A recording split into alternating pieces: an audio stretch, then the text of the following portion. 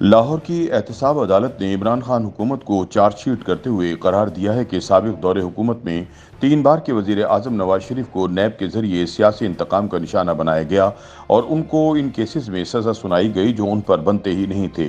लाहौर की एहतसाब अदालत ने गैर कानूनी प्लाट अलॉटमेंट रेफरेंस से साबिक वजीर आजम नवाज शरीफ की बरियत का फैसला जारी कर दिया। अदालत ने नवाज शरीफ और इनकी जायदादों के 27 शेयर होल्डर्स की मुंजमद जायदादें बहाल करने का हुक्म दे दिया। एहतसाब अदालत ने अपने तफसीली फैसले में करार दिया कि रिकॉर्ड बताता है कि नवाज शरीफ को सियासी इंतकाम का निशाना बनाया गया।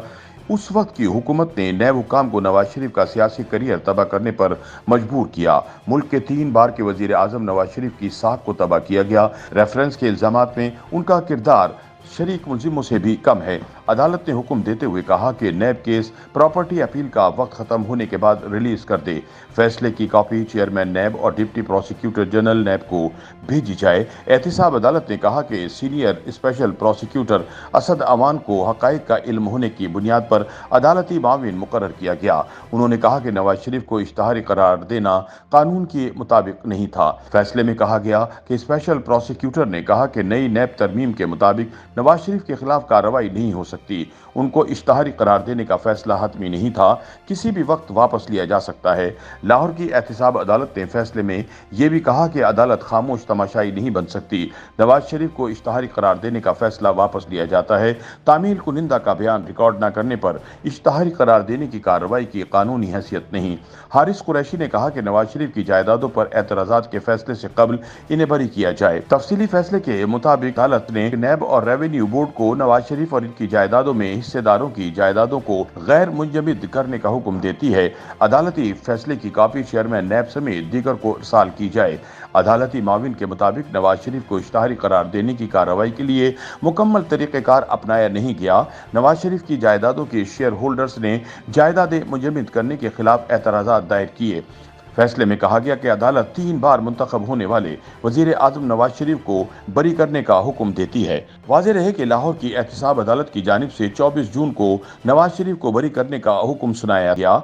लाहौर की एहतसाब अदालत में जज राव अब्दुल जब्बार ने प्लाट अलॉटमेंट रेफरेंस की समाअत की थी। नवाज शरीफ की जानिब से काजी मिसबाह एडवोकेट पेश हुए। एहतसाब अदालत रेफरेंस के शरीक मुलजिम मीर शकील रहमान समेत दीगर को पहले ही बरी कर चुकी है।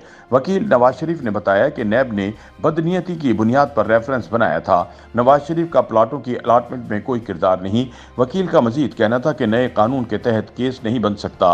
एहतसाब अदालत के जज राव अब्दुल जब्बार ने दलाइल सुनने के बाद फैसला सुनाते हुए प्लाट अलॉटमेंट रेफरेंस में साबिक वजीर आजम नवाज शरीफ को बरी कर दिया था।